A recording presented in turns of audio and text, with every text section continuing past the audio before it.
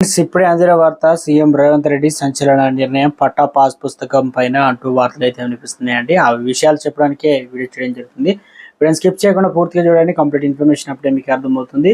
ఇంకెవరైనా సరే channel subscribe చేయకుండా వీడియోస్ ఉన్నారో దయచేసి ఛానల్ సబ్స్క్రైబ్ చేసుకొని బెల్ ఐకాన్ ఆల్ యాప్ చేయండి. ఇటువంటి ఇంపార్టెంట్ ఇన్ఫర్మేషన్ మిస్ అవ్వకుండా మీ ఫోన్ నోటిఫికేషన్ రూపంలో వస్తుందని చాలా మంది చూస్తారు, లైక్ చేయడం లేదండి.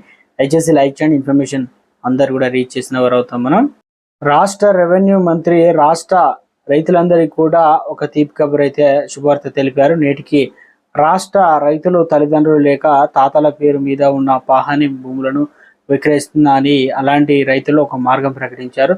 చాలా సులువుగా వారి పేరు మీద ఉన్న పాహాని పొందవచ్చు. మా భూమికి సంబంధించి దస్తావేజులు తల్లిదండ్రులు లేక తాతల పేరు మీద ఉన్నట్లు దానిని మా పేరుతో బదిలీ చేసేందుకు పత్రాలు లేకుంటే లేదా ఆస్తికి సంబంధించినటువంటి వ్యక్తి మరణించినట్లయితే దాన్ని మా పేరుకు ఎలా బదిలీ చేస్తారనే వివరాలు ఇప్పుడు మనం తెలుసుకుందాం. రైతులకు ప్రభుత్వం నుండి బంపర్ సహకారం. రైతులు అందరికీ కర్ణాటక రెవెన్యూ మంత్రి కృష్ణ భైరవ గౌడ్ బంపర్ గిఫ్ట్ అయితే తీసుకొచ్చారు.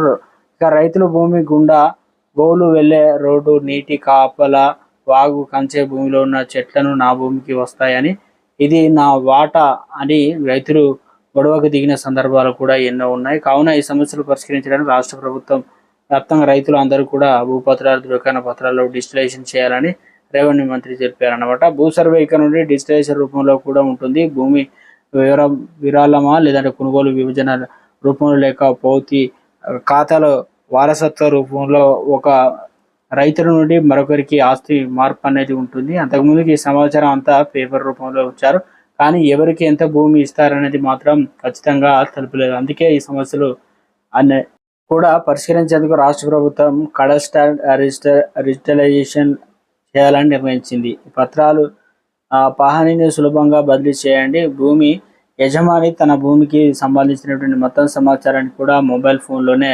తెలుసుకునేలా రాష్ట్ర ప్రభుత్వ రైతులకు ఒక సేవను అందిస్తుంది.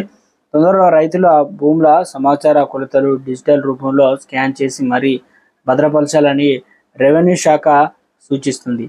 ఈ ప్రక్రియ అనేది 2024 నాటికి పూర్తి చేయాలి అని రెవెన్యూ శాఖ తన లక్ష్యంగా పెట్టుకుంది.